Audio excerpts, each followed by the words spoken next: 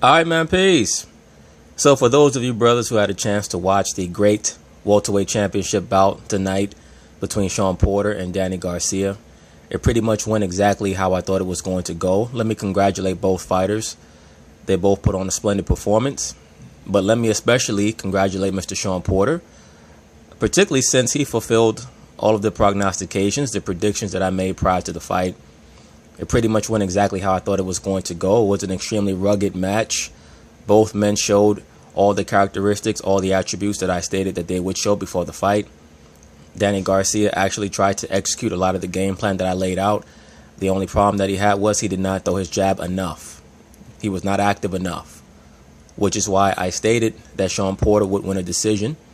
And the only way that Danny Garcia would win is if he got a couple of knockdowns. He didn't, and he lost the fight basically because he was unable to get a couple of knockdowns.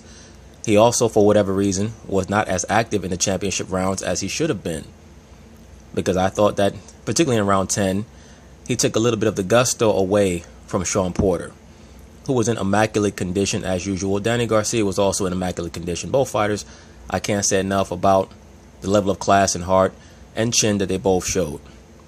So anyway, they're going to talk about it, and I'm going to chime in. With the official decision, who will be the new WBC welterweight champion? You know who knows? Jimmy Lennon Jr. Ladies and gentlemen, after 12 rounds of action, we have a unanimous decision. Here are the score totals. Let me say this before Jimmy Lennon Jr. reads off the score totals.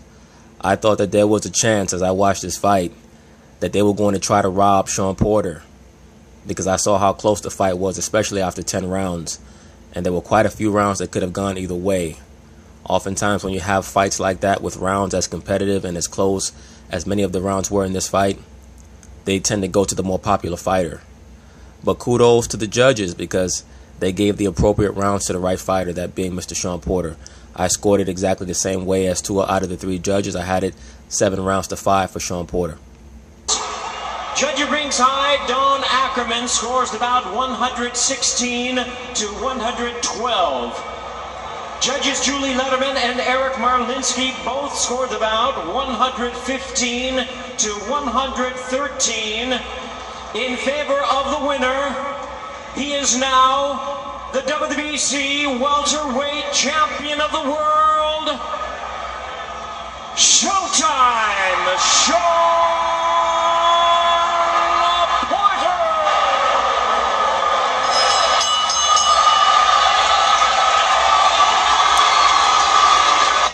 Very, very happy for Shawn Porter. Why is that? Because it's nice to see good things happen to people who seem to be good people. And both Shawn Porter and his father, they seem to be very good people. They take a lot of flack, especially from many of the boxing fanboys, because of their relationship. But it's nice to see a so-called black man like Shawn Porter with his father not only a part of his life, but a major component in his life. They make decisions together. They talk about it. They confer. And everything that they've done, for the most part, has worked out. So great for both of them. And Shawn Porter seems to be a very well-adjusted cat, very well-adjusted brother. So it's great to see a family tandem like the Porters be not only successful, but extremely successful in the sport of boxing. And hopefully it will continue. And also the Garcias, by the way. Danny Garcia and Angel Garcia. It's good to see the father-son tandems in the sport of boxing. For those of us who understand the history of boxing, many times we've seen great father-son tandems, whether it's Roy Jones and his father, Oscar De La Hoya, Floyd Mayweather, Shane Mosley, the list goes on and on. Sometimes the boxing dynamic can cause a fracture in the relationship, but it is what it is. The lifelong dream has come true. The coveted green WBC title was momentarily over the Shawn is now. As I stated in my prediction video, the WBC belt is the most coveted out of all the belts. Over the shoulder of Shawn Porter, the new WBC welterweight champion, unanimous decision. And a crestfallen Danny Garcia tasting defeat for the second time. Danny Garcia has nothing to be ashamed of, though. Showed great heart, phenomenal chin, very good conditioning. The fight pretty much went, as I stated, exactly how it was going to go. Danny actually tried to go hard to Shawn Porter's body, but Shawn was just in such tremendous condition. There were numerous times throughout the fight where Danny Garcia tried to jab to Shawn Porter's body. He was willing to commit, and as I stated, Shawn Porter was continuously trying to come over the top with the right hand.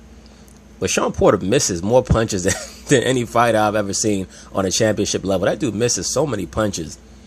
And shout out to my brother Yawasop. He finally was able to make the appropriate correlation for me in regards to who Shawn Porter fights like. He fights a lot like Aaron Pryor. You know, just me watching Shawn Porter fight, I'm trying to think of who he reminds me of. And for a hot second, I thought of Henry Armstrong, but I was like, no, not quite. But shout out to my brother Yawasop. He finally was able to create that linkage for me. He said, nah, brother, he fights a lot like Aaron Pryor in regards to the level of ferocity, the level of abandon that he brings to the ring. As I stated in the prediction video, anybody who gets in the ring with Shawn Porter at the end of the fight, they're going to know about it. They're going to remember when they fought Shawn Porter. In what was a closely contested affair. I think Danny Garcia understands perhaps that some of those middle rounds that he let slip away from him may have been the difference. I don't think that Danny Garcia let any of the middle rounds. I don't think that he let any rounds slip away from him. I think that Shawn Porter took those rounds. And I think that you have to give Shawn Porter credit for his aggressiveness. The fact that he took probably 20 point blank, dead on left hooks straight off the jaw from Danny Garcia, who's a devastating puncher, and he ate them like Pac-Man. I mean, he was eating Danny Garcia's power shots from in close. I was very, very impressed. But he fought well in this fight, makes no mistake about that. And with Porter, he's not always the prettiest, but when in doubt, he punches. When in doubt, he works. And a lot of times that pushes the close rounds in his favor. Jim Gray is standing by with the new champion. Something you've waited your entire life to obtain. I tell people all the time, I don't make predictions. I made a prediction. Hard one to live up to. I said I wasn't leaving New York without this belt. I ain't leaving New York without this belt. God bless y'all. Thanks for coming. Congratulations, brother. You deserve it. You worked hard and you saw your hard work pay off. Congratulations. How would you describe this fight? This was activity against accuracy, and you were just so active. More than 270 punches more that you threw. Wow. Yeah, I knew he was going to be accurate. The game plan for me was to be accurate from the outside, show that I could win, and beat him without roughing him up and getting him on the ropes the entire time. Early on in the fight, I'm trying to figure out, like, why is Shawn Porter not being as aggressive as he needs to be? I thought that it actually was Shawn Porter who gave away a couple of rounds, not being as aggressive as I thought that he should have been. But just thinking back in hindsight, I think that he was trying to give Danny Garcia a chance to let out a lot of that excessive gas in his tank, because Danny Garcia's power is something else all throughout the fight. I mean, late in the fight, he still had good power. So you can imagine the level of power he had in the first couple of rounds. So I think in hindsight that Shawn did the right thing, kind of trying to wait Danny out. And we studied very well for him. We're ready for his hook, his wide right hands. He did a great job tonight. But I'm blessed, and I'm so appreciative to the WBC and everyone for coming out tonight.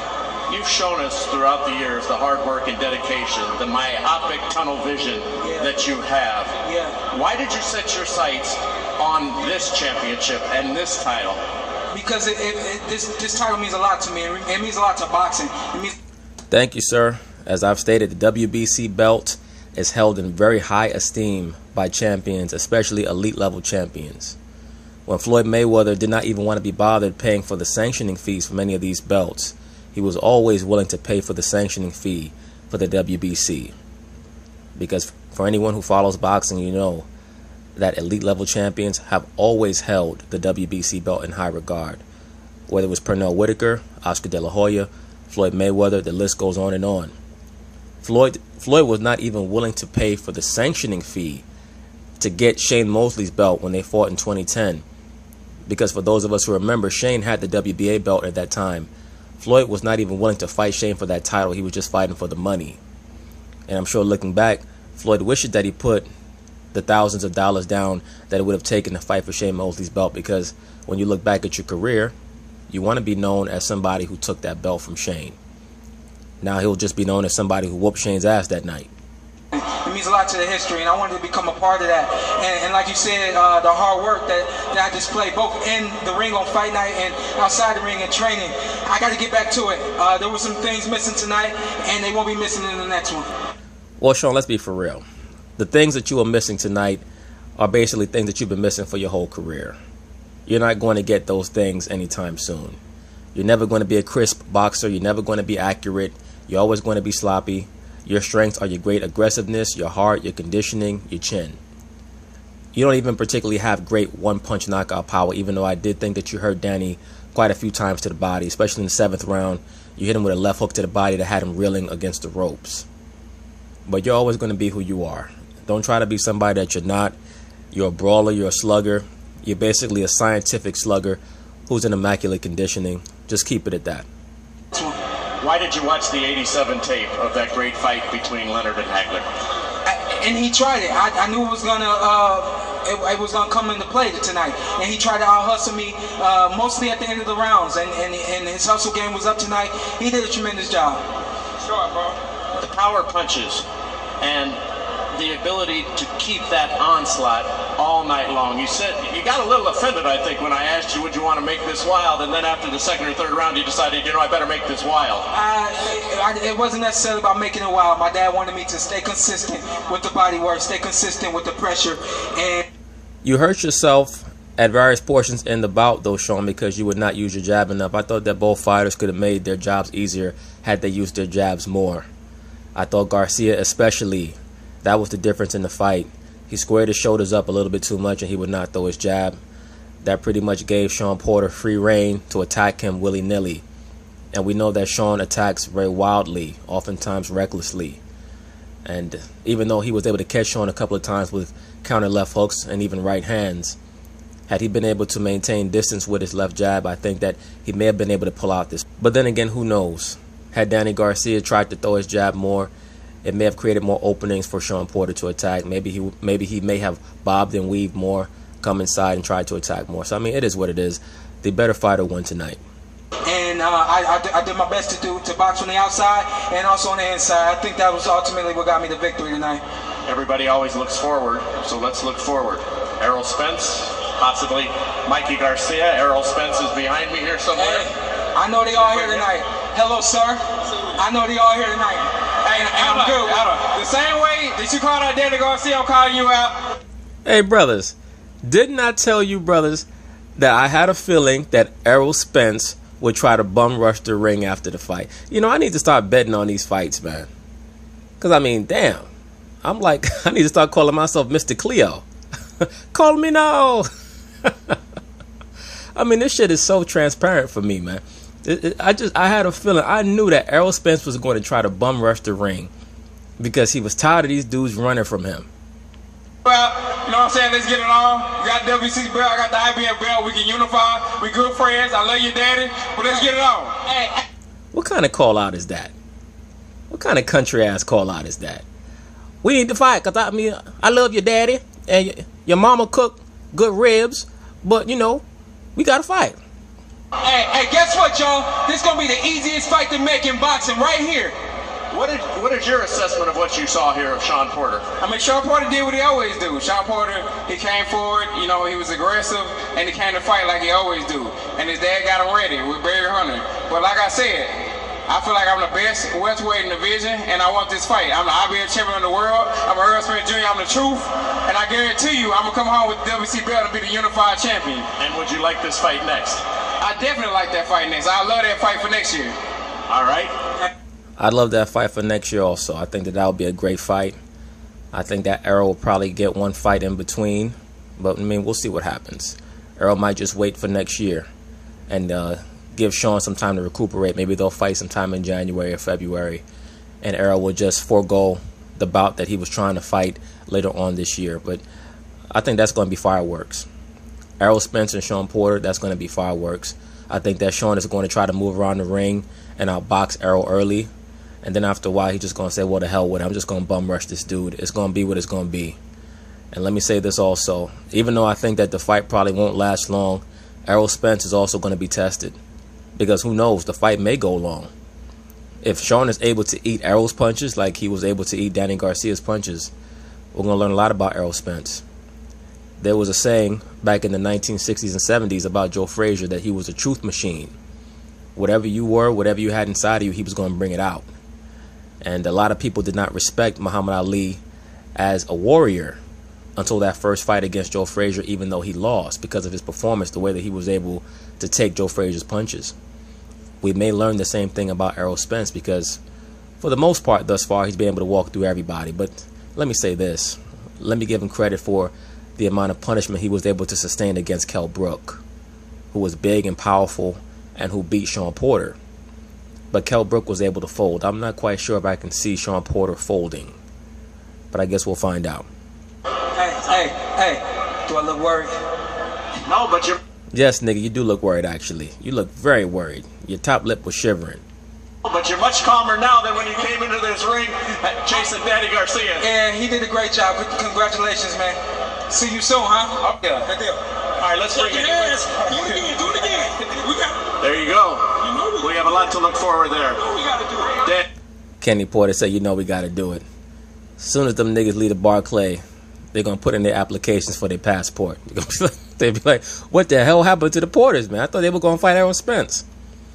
Them men going to get their passport. They're going to get plastic surgery done on their face. Them men going to pop up in France look like Milli Vanilli. Danny, tremendous fight this evening by you. The accuracy, 46% on the power punches. Your thoughts on this decision? Close decision. First of all, I want to thank God. I want to thank my fans for coming out. I want to thank my team, my dad, Angel Garcia, my brother, everybody in my family, Al Heyman, Showtime. I thought I did enough to win. No, bro, you did not do enough to win. You were great through 10 rounds, and then for whatever reason, in the 11th and 12th round, you were not willing to empty the bullets in your gun. I have no idea why you thought that you were just going to sit back and lay back in rounds 11 and 12 and not go balls to the wall and think that you were going to win this fight. You're probably going to go back home and watch the fight and come up with some excuses in your mind and claim that you beat Shawn Porter like you claimed that you beat Keith Thurman. The Keith Thurman fight to me was not even particularly close. I thought that was an 8 rounds to 4 fight, maybe even a 9 rounds to 3 fight. At best 7-5, but Keith definitely won that fight. So for you to claim that you think you beat Keith, to be quite frank with you, I think that you're being disingenuous. I thought that Shawn out-hustled you, and in the championship rounds, you had to put forth a better effort than what you put forth. It's a close fight. I thought I did enough to win. The judges didn't give it to me. What can I say? Well, I know what you can say, because I know what I'm going to say. You're going to have to get your ass to the back of the line, bro. That's what that means. But don't worry, Al Heyman going to look out for you. They're going to put you in about 2 or 3 fights that they think that you can win, and they may even try to recalibrate your career at 154. Let's go through a few things here. Were you hurt by any of the headbutts, and did it cause any problems for you? I busted my head on the side right here. Right, we can see that here. And your nose as well. Yeah, a couple headbutts on my nose. Did that affect the outcome? No, not really. Come on, bro. The man said Shawn Porter headbutt him on the side of the head, and that's the reason why his nose is swollen, his eyes, his lips. No, bro. Shawn Porter hit you with maybe 2 headbutts in the entire fight. All that lumpage that you have came from fists and whatever the hell else Shawn was throwing, because he was throwing everything. That man was throwing the kitchen sink. Shawn Porter was fighting like he was fighting for his life. Like Shawn Porter was fighting like he got jumped in an alleyway. That man was desperate. You did not fight desperate in rounds 11 and 12, and it showed. I was prepared for it, but it is what it is. What can I say? You had to withstand this onslaught, but you knew what was coming. You know that he wants to make this into the fight that it became, and while you were much more accurate, he threw 270 plus more punches. How difficult is that when a guy is just relentless? He was throwing a lot, but it was just a lot on the inside. I had my defense tight, so it wasn't effective. Bro, he was landing a lot to the body. You did not throw your jab enough. You needed to use your jab more. And so many fighters lose fights because they will not throw their jab like they need to. But Danny Garcia has a very slow jab. He was probably scared to throw it because he thought it was going to get countered. The jab is not the sexiest punch in the world, but it's the difference between being good and being great. When Floyd Mayweather beat Manny Pacquiao, Freddie Roach, Manny Pacquiao's trainer at the time, said after that fight that Floyd Mayweather had the greatest jab that night that he had ever seen. And that is why Floyd Mayweather was able to nullify many of Pacquiao's attacks. Had Danny Garcia used his jab like he was supposed to, he could have nullified many of Shawn Porter's attacks, and maybe even gotten a knockdown. Who knows? I thought I landed cleaner more shots, and I thought I won this fight. You did land the cleaner shots, but you didn't win, bro. What would you like to do and see have happen next? What would you like to do and see have happen next? Well, he's gonna go home and cry. That's what he's gonna do next. You know, I don't know. I gotta sit back, relax, and see what's next for me. Danny, appreciate your time. Terrific fight. Thank you. I want to thank all my fans around the world for supporting me. All jokes aside, congratulations, Danny Garcia. You are a championship level fighter. You're just not one of the top fighters in the welterweight division, not one of the top championship level fighters at the welterweight division. You're just not that. There are too many skillful fighters at welterweight with fast feet, and you're just not, you're just not equipped to compete with those type of fighters. All right. Morrow, back to you. All right, Jim, thank you very much. The two gladiators exchanging pleasantries and respect after what was a 12-round battle. The three judges at ringside had it all in favor of Shawn Porter.